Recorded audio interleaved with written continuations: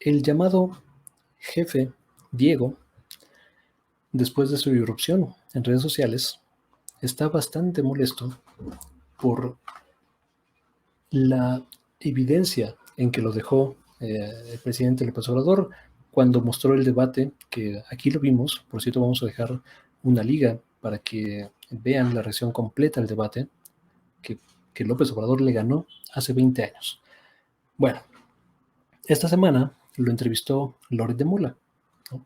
Dos instrumentos del aparato saqueador de México, de la simulación, de la falta de ideología y de la corrupción y el entreguismo histórico mexicano, se juntaron para una entrevista, ¿no? Uno desde medios de comunicación y otro desde posiciones de poder y facilitadores, además, de regímenes corruptos como el de Carlos Sáenz de Gortari. Bueno, con esta introducción vamos a ver parte de la entrevista que hizo Loret de Mola al llamado jefe Diego. Bueno, en redes sociales están circulando fragmentos de esta entrevista, aquí los vamos a poner en contexto, donde él dice, ¿no?, ciertas groserías, ciertos improperios, ciertas palabrillas ahí con López Obrador. Nos saltamos la primera parte de la entrevista, porque ahí nada más Loret le pregunta así, ¿y cómo llegaste a redes sociales? ¿Y fue difícil? O sea, preguntas completamente poco sustantivas. Pero bueno, esta es la primera pregunta sustantiva de Loret de Mola. ¿Qué dice de la oposición que tenga que salir a ruedo el candidato presidencial de 1994? Yo creo, Carlos, que muchas veces cuando se dice oposición, en el sentido que tú lo señalas, se habla de los partidos políticos, de los que están en la competencia, pero la oposición de México somos muchos, muchos millones de mexicanos. Desgraciadamente no estamos bien representados por los partidos políticos, pero también hay que entenderlo para no sorprendernos mucho. Los grandes cambios en el mundo jamás los hacen los partidos políticos, los hacen las sociedades. Y aquí hemos visto a las mujeres, como ya le dijeron al presidente, ya basta, y ya quítese de payasadas. Vamos en serio y vamos. El jefe Diego defendiendo a las mujeres, ¿no? Por favor. El que le dijo el viejerío, ¿no?, que vote el viejerío por mí, ¿no? O sea, una persona del yunque de la ultraderecha mexicana que está en contra de los derechos de las mujeres y que abiertamente se ha pronunciado en contra de esta situación. Vamos por todo. Así como recapacitó y decidió sí entrar a las redes sociales y meterse a la arena de Twitter, ¿no recapacitaría en la decisión de no volver a contender por un cargo de elección popular? No, eso ya no, porque mira... ¿Una diputación? ¿Quizá la presidencia? Y te voy a decir por qué. Hay dos razones. Primero... Imagínate, rehabilitando al jefe Diego, cabrón, una figura caduca, pero bueno. No, porque en la vida, como en el campo, el tiempo es tiempo.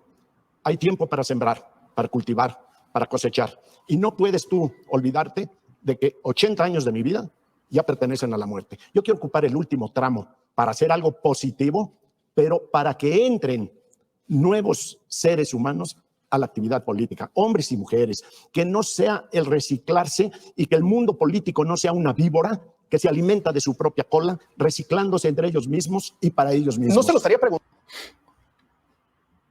El jefe Diego, una persona que la ultraderecha mexicana está reciclando para atacar al presidente López Obrador, está diciendo que no nos convirtamos en una víbora de reciclaje, como yo, que estoy siendo reciclado para no sacar y decir lo que otra gente no quiere o no puede decir. O sea, bueno, la hipotenusa. Preguntando si hubiera figuras, pero no hay figuras en la oposición. Es decir, a López Obrador le hace falta un López Obrador, ¿no? No, porque no se trata de quitar a un pandillero y poner a otro, a un simulador para poner a otro, a un rufián para poner a otro. Necesitamos que cambie la mentalidad de la gente para que todos busquemos. Digo, vamos a contar cuántas injurias y cuántos improperios dice el presidente López Obrador, ¿no? Ya vamos en rufián, ya vamos en ratero, ya vamos en mentiroso. Ok. Y esto va a ser relevante porque más adelante se queja de las formas, de las maneras, de las injurias que le han hecho en su contra. De una vez por todas, hacer un México de instituciones y de leyes, donde no nos gobierne un patán, un sinvergüenza, un embaucador, un hombre como este, que todos los días vive de la estafa y la mentira. Lo que tenemos que pasar es a que viva realmente la ley y que sean las instituciones las que imperen en México, no la voluntad de una persona, hombre o mujer, por brillante que sea. Si bajáramos al santo más santo del cielo, no nos serviría de nada. Necesitamos instituciones fuertes. Ahí, en ese punto, el jefe Diego tiene razón. Cualquier cambio sustantivo en México, cualquier transformación completa del país, necesita ser solidificado y estructurado a través del tiempo, a través de las instituciones. No podemos seguir en un país que requiera de la voluntad política o espíritu moral de un líder y cuyas instituciones sean completamente frágiles y no sirvan. En ese México estamos. Ahora, las instituciones que quiere el jefe Diego y las que yo quiero son completamente distintas, una función completamente diferente, ¿no? Él quisiera instituciones que funcionen como contrapeso a cualquier movimiento social y que sirvan para el entreguismo sistemático e institucional de los recursos del país hacia una poca gente. Yo quiero exactamente lo contrario, el jefe Diego. Bueno. ¿Por qué llegó López Obrador? Se excedió el PRI, se excedió el PAN, le abrieron la puerta grande para que pasara y arrasara. ¿Hay un mea culpa ahí? Hay primero un mérito de él, su empeño, su tosudez, su firmeza, no cambió en su línea de voy derecho y no me quito. Sí cambió mucho el discurso del 2006 de López Obrador al 2018. Cambió radicalmente. Y también a las personas que dejó entrar a su partido y a su campaña.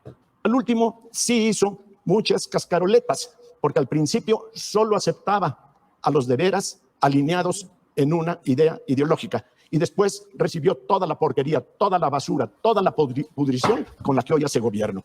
Pero también la oposición hizo una tarea favorable por claudicaciones, por desviaciones, y finalmente el presidente Peña Nieto le abrió el paso, llevándose en una acusación artera la candidatura de Ricardo Anaya. Eso es acusación artera. Dijo el tipo, los señales de corrupción desde el Pacto por México, ¿no?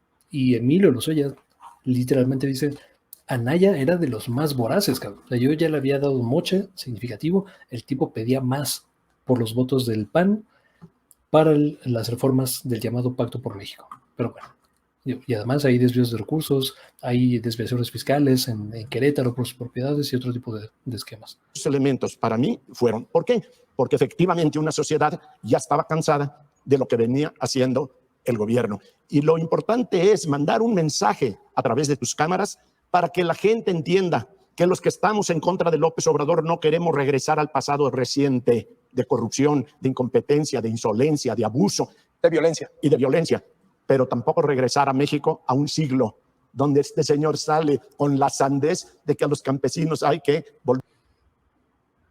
¿Pero qué propone entonces? ¿No? Notemos que no tiene una visión de Estado, no tiene una visión de país.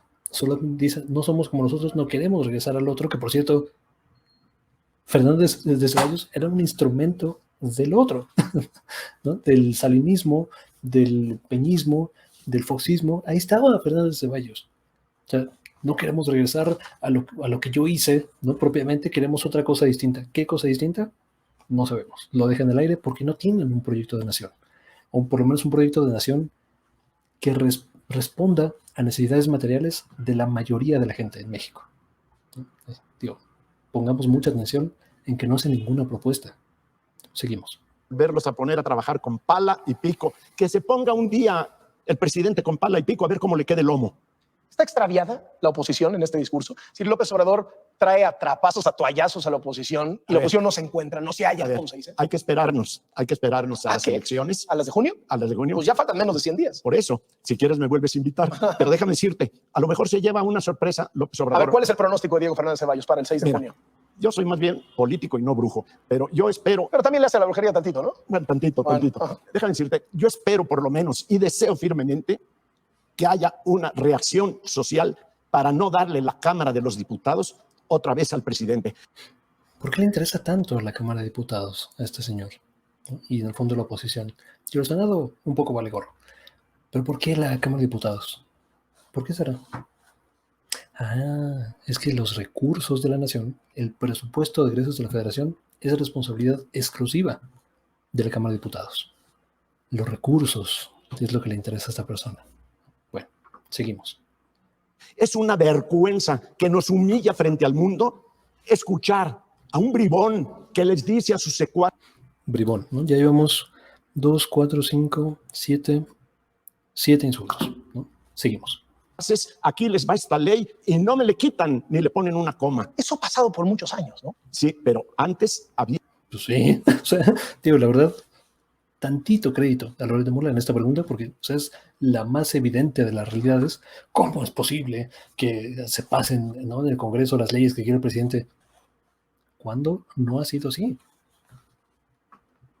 un juego político y una discusión y un juego político en donde maiceaban a la oposición como Fernández de Ceballos y a través de billetazos, ¿no?, compraban sus votos como tal. O sea, su ideología, su moral estaba, ¿no?, históricamente y sigue estando a la venta al mejor postor, ¿no?, con suficiente maiceo. Entonces sí, ¿no?, se alineaban y golpeaban y tal. De nuevo, recordemos el punto con el que López Obrador le gana el debate, ese debate histórico de hace 20 años en el que aquí reaccionamos. El principal argumento y la evidencia de López Obrador es, güey, dicen que era oposición, no dijo güey, ¿no?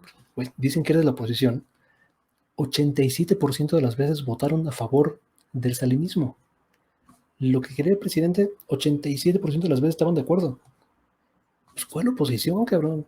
O sea, ¿en qué sentido puedo yo decir que estoy en contra o estoy en desacuerdo con una persona, ya no digamos partidos políticos, visión de país? O sea, yo estoy en desacuerdo con Juanito Pérez, pero 87% de las veces estoy, no, o sea, estoy con él. O sea, esto es la más básica de las lógicas y de las realidades. El PRIAN es una realidad material, una realidad histórica. Antes, cuando se fundó el PAN, tenía una ideología contraria a todo lo que yo creo, pero por lo menos era consistentemente ideológico. Era intelectualmente honesto. A partir de la generación de Fernández de Ceballos y con su liderazgo, el jefe Diego destruyó completamente la ideología y se puso en venta como tal. Debate y con escarceos y con dificultades se hacían ajustes, se hacían cambios y los presidentes, buenos, malos o regulares, como los quieras ver, sí escuchaban a la oposición, sí escuchaban a la gente. Mira, nada más de atender lo que acaba de suceder con las mujeres en el Zócalo. Otra vez, ¿no? O sea, ahorrémonos Fernández de Ceballos, personaje de ultraderecha que ha luchado abiertamente en contra de los derechos de las mujeres. O sea, ahorrémonos los comentarios, ¿no?, del feminismo, tantita madre.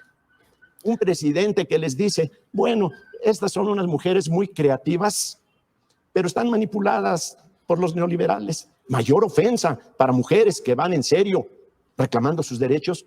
Entiendo que... Podemos, y aquí hemos criticado y seguimos criticando los comentarios del López Obrador, pero que Fernández de Ceballos y Loret de Mola, o sea, no hagan esta crítica, o sea, es completamente un argumento antihistórico. Seguimos.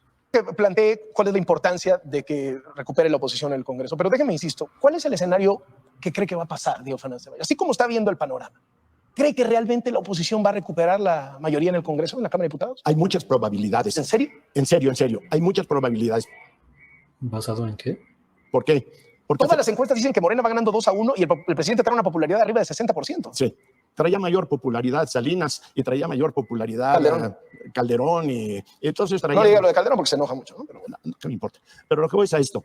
La verdad de las cosas es que lo único cierto en la política es que todo es incierto.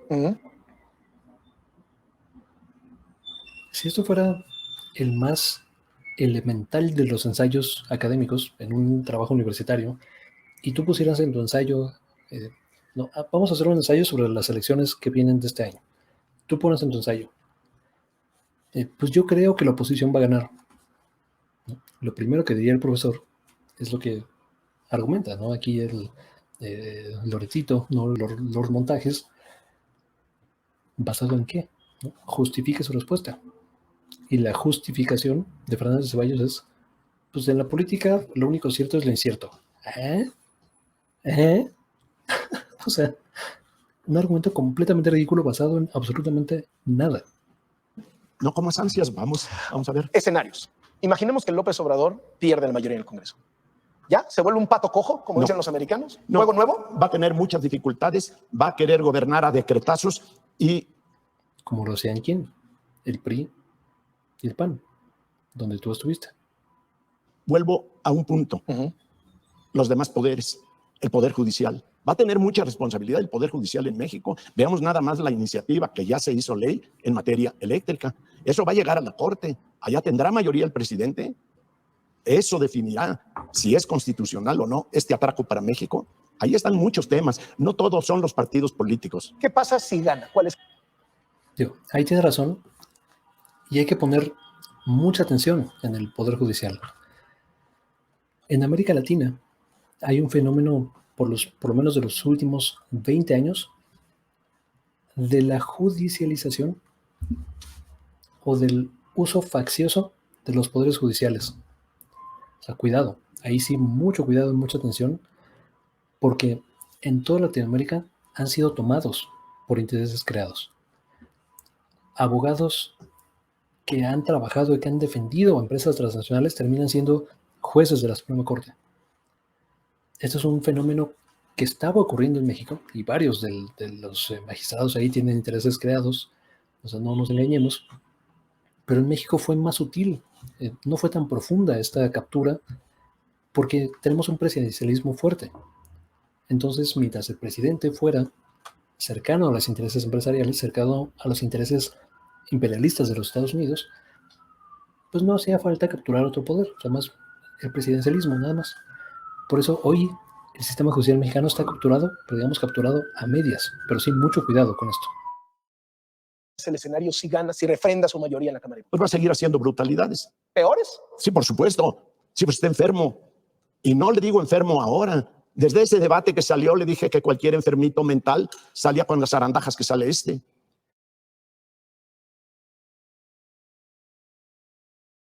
¿Perdió ese debate Diego Fernández Ceballos? No, perdí el postdebate. ¿Qué quiere decir eso? En el debate el señor López Obrador se dedicó a injuriarme. Sí perdió ese debate del presidente, el Fernández Ceballos. Yo estoy callado porque hay una ambulancia, no sé qué onda aquí. Vamos a seguir viendo y ahorita regresamos a ese comentario. A decirme, usted es el abogado más rico de México. ¿Y eso qué tiene que ver? Que si tengo yo más dinero que él, pues sí, pues he trabajado 1000 veces más que él porque él no ha trabajado nada. Entonces, a lo que voy es a que después el entonces PRD, con todo el medio periodístico perredista, ganó López Obrador, ganó López Obrador, ganó López Obrador. El postdebate para la historia. Véanlo. Yo invito a los mexicanos que vean ese debate para ver si me contestó una sola de mis reclamaciones. Aquí en este espacio lo vemos. Gracias por el comercial. Podemos reaccionar y les encargo, ¿no?, que vean la reacción y el análisis completo de ese debate. Lo tenemos en este canal. Parece que ya se fue la ambulancia. Ahora sí podemos comentar. ¿Quién ganó el debate? López Obrador, pero lejos. Y no es que López Obrador sea un gran debatidor, que tenga un dominio extraordinario del idioma español y que le dio vueltas con sus argumentos a las falacias y reconoció, o sea, no. Lo que tenía López Obrador era la razón, eran los hechos como tal. Teniendo los hechos, la realidad de tu lado, es muy fácil demostrar tu punto. La tesis principal de López Obrador en ese debate, y lo vimos aquí, es: no había oposición. O sea, tú y tu partido fueron instrumentos, fueron cómplices del gobierno de Salinas. Es el punto que Ceballos quiso defender, pero que López Obrador, con el papelito en la mano, 87% de las veces votaron con el presidente. ¿Cuál oposición? Fernández Ceballos dice algo así: no, pues es que votamos en contra de los presupuestos. Pues sí, mano, porque querían más lana. Y una vez que les maicearon suficiente, votaron a favor. O sea, ¿cuál oposición, cabrón? Entonces, bueno, ese es el argumento central. Y bueno, aquí es donde entra en una contradicción, pero horrible. O sea, Fernández Ceballos dice: me estuvo injuriando, pobrecito de mí, me ganó en insultos, yo gané los argumentos, pero él me ganó en insultos. ¿Cuántos insultos llevas ahorita? Llevo 9 insultos ahorita, diferentes, hacia el presidente López Obrador, en un lapso de para ver 10 minutos por ahí. Bueno, seguimos. Si realmente el debate lo ganó en injurias, claro que me sobrepasó.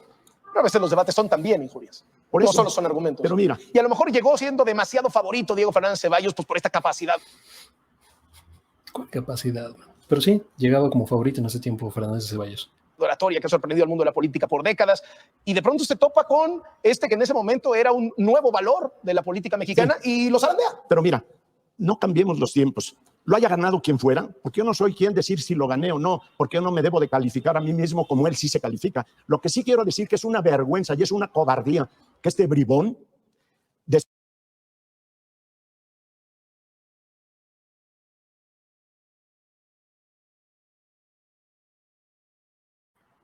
Perdón, estaba muteado. Dice, yo no estoy para calificar, y en menos de 3 segundos califica de bribón al presidente López Obrador, ¿no? Llevamos 10 insultos, 10 injurias.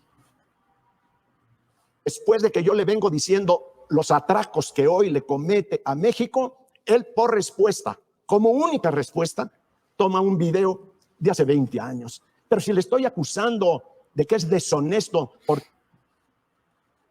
No menciona que decía ese video de hace 20 años. El video de hace 20 años decía que quemen las boletas electorales del fraude electoral más grande del país. Que se entierre esa historia. Esas míticas boletas.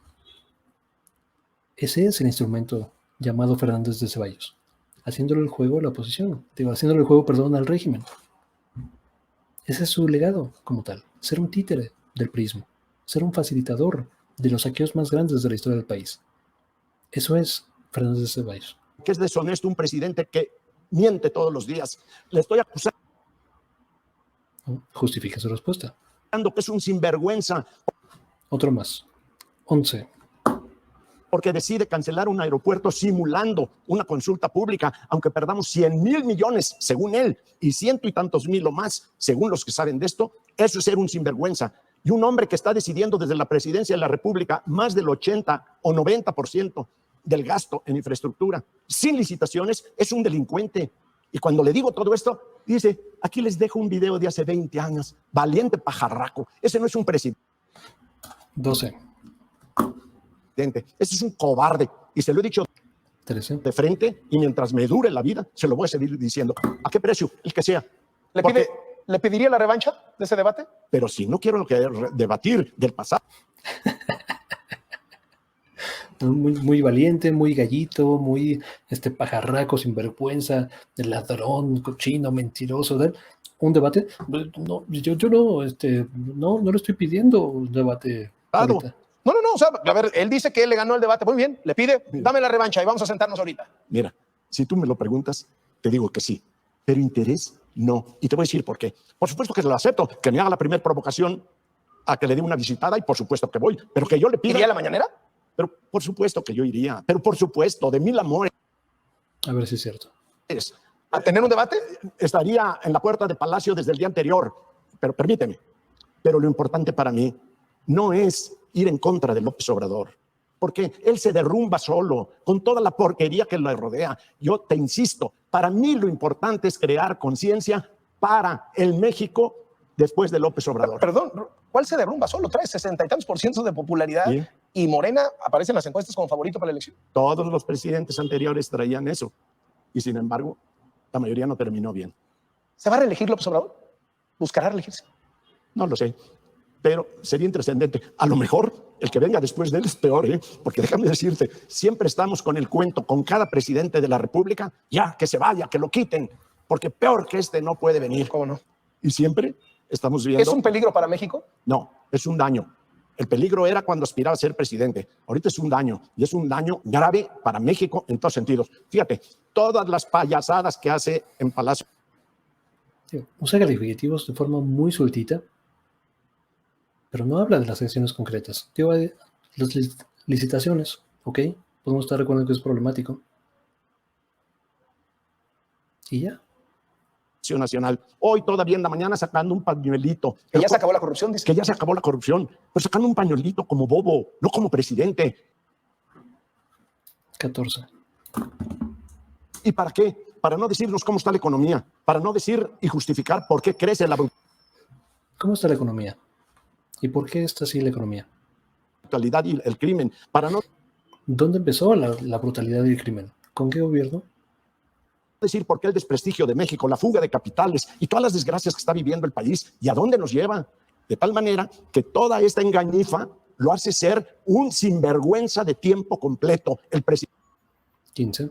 de México. Y por mí que saque 70 veces ese video y 40 más. A lo mejor si ve esta entrevista y se enoja, al día siguiente en la mañanera va a agarrar y va a decir, resulta que Diego Fernández Ceballos me dice a mí sinvergüenza cuando el sinvergüenza es él y ha sido abogado y se ha enriquecido con el poder. Pues una vez la respuesta. Primero, tendría que probarlo, porque soy abogado, todo el mundo lo conoce. Él me señaló ser el abogado más rico de México. ¿Qué pruebas puso? Hablar como bravucón, como pendenciero de barrio, cualquiera lo puede hacer. Y Fernández Ceballos nos está dando una cátedra de eso. Que me acredite que me he robado un centavo. Y ya no le digo a él, que lo diga cualquier cliente mío, cuando le he pedido dinero para un juez, para un ministerio público, para un policía. Pero ya no solo mis clientes, mis adversarios, Carlos. Yo quiero que un solo adversario mío, en más de 50 años de litigio, me diga, usted a mí me ganó a la mala un litigio. Porque la estupidez que dice el presidente, que los abogados que litigan en favor de empresas extranjeras son traidores a la patria, eso es una imbecilidad que violenta. Digo estupidez e imbecilidad, ¿no? 15, 17 llevamos. La Constitución, en los derechos humanos, en la legítima defensa de cualquier imputado, en todos sentidos. Mira, llegamos a tal extremo que si un extranjero es acusado penalmente en México y todos los abogados somos patriotas, según dice el presidente, y decimos a usted no, porque es chino, porque es japonés, porque es norteamericano. Muy bien. ¿Qué tiene que hacer el gobierno? Ponerle un abogado defensor y pagarlo el gobierno. Yo pregunto si también el abogado del Estado sería traidor a la patria. Le contesto, esta es una falacia. Es una falsa equivalencia. Equiparar la defensa legítima, que es un derecho humano reconocido por la Constitución mexicana, de cualquier imputación de un individuo, no es equiparable a la defensa de una empresa transnacional cuyo principal propósito es maximizar las ganancias a costa del saqueo material del Estado mexicano. Son dos cosas completamente distintas. Él habla de una imputación penal, y es más, yo hasta podría argumentar quién hace más daño a una sociedad. Una imputación penal, hablemos un robo con violencia a una licorería, que por supuesto no estamos condonando. En este programa está mal cualquier tipo de violencia, cualquier tipo de asalto y cualquier tipo de conducta penal está mal, pero ¿quién hace más daño a la sociedad? Esa persona que, digamos, brutalizó a una licorería o una empresa transnacional cuyo principal propósito es el saqueo sistemático de recursos de la nación. Son dos dimensiones completamente distintas. Fernández de Ceballos es y defendió a los principales criminales del país. Defendía el Fobaproa, cabrón. O sea, la transferencia histórica más grande de recursos del Estado, es decir, de recursos de las personas, a un puñado de banqueros. Él defendía a uno de esos bancos. El Banco Anáhuac se llamaba en ese momento, si no me recuerdo. Bueno, vamos a cerrar con la última pregunta. Son estupideces. En este recorrido que hace por el gobierno de López Obrador, me hace falta una escala. Los militares. ¿Qué piensa Diego Fernández Ceballos de lo que está pasando con los militares y López Obrador? Muy peligroso.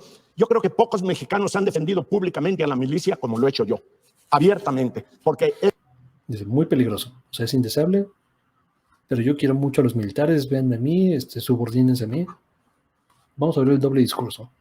es una fuerza que está sustentando el corazón de México, pero es muy peligroso que después de que el propio candidato a la presidencia dijo que eran unos asesinos que masacraban al pueblo, que cuando yo llegue los voy a mandar a los cuarteles, hoy les está entregando todo el poder y los trae de mil usos. Es muy peligroso, porque para eso no está la milicia. La milicia merece admiración, respeto y gratitud de todo un pueblo, pero no puede ser el que sustituya en una burocracia utilizada por este sinvergüenza.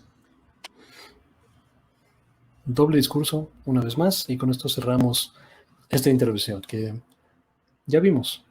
Dio mucho revuelo en redes sociales por las, conté aquí, 17 insultos al presidente López Obrador. Seguramente hay muchos más. Pero aquí estamos viendo la sustancia de lo que está diciendo. El contexto real y cómo, digo, la gran mayoría de críticas son completas falacias.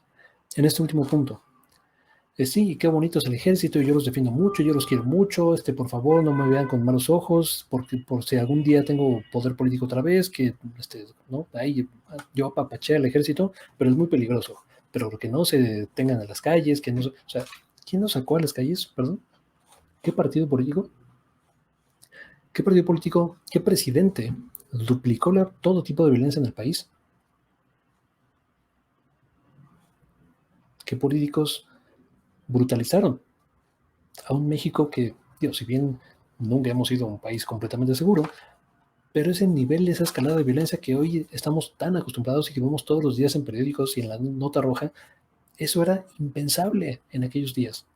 Felipe Calderón duplicó todo tipo de violencia en el país, panista, ¿no? Cuate de Fernández de Ceballos. Bueno, este es el tipo de argumentos que usan estas personas, ¿no? Algunas de las críticas pueden ser incluso compartidas, y lo hemos dicho en este escenario. Efectivamente, la militarización del país es algo completamente indeseable, pero lo es indeseable con Calderón, con Peña Nieto y con Obrador, y con Fernández de Ceballos. O sea, él es completamente inconsistente en sus argumentos, es completamente incoherente, depende de quién los dijo, y depende si me interesa o no, o si refleja o no mis intereses partidistas. Esa es toda la ideología de esta persona. Una ideología en venta, una ideología caduca, una ideología que destruyó materialmente las instituciones del país y lo saqueó sistemáticamente. Bueno, hasta acá dejamos esta situación. La última pregunta ya es más amistosa, ya es más de cierre y tal. No creo que valga mucho la pena meternos en esa situación. Muchas gracias por ver, por compartir, por suscribirse y nos vemos hasta la próxima.